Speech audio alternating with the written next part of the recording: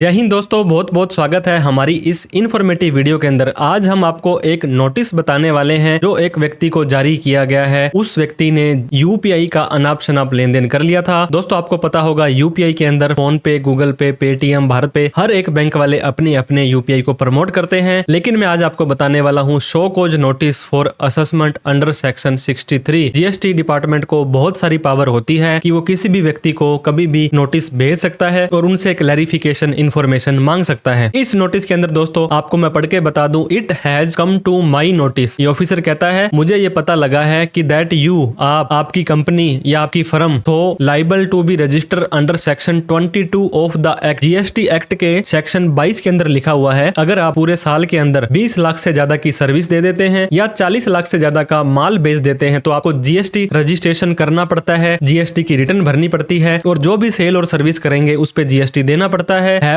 या has failed to obtain registration, अभी तक आपने जीएसटी नहीं लिया है और आप इसके लिए फेल हो गए हो, आपने अपना जीएसटी रजिस्ट्रेशन लेना था। And fail to discharge the tax, और जो भी टैक्स बनता है आपकी सेल या सर्विस पर वो भी भरने के लिए आप फेल हो गए हो। एंड अदर लाइबिलिटीज के अंदर दोस्तों इनपुट आउटपुट, आपका स्टॉक, बहुत सारी चीजें मेंटेन करनी पड़ती है under the sad act. Sad act क्या होता है? जो जीएसटी का एक्ट है, as per the detail given below. इसके बाद में दोस्तों इन्होंने फैक्ट भी बताए हैं। ब्रीफ फैक्ट क्या है?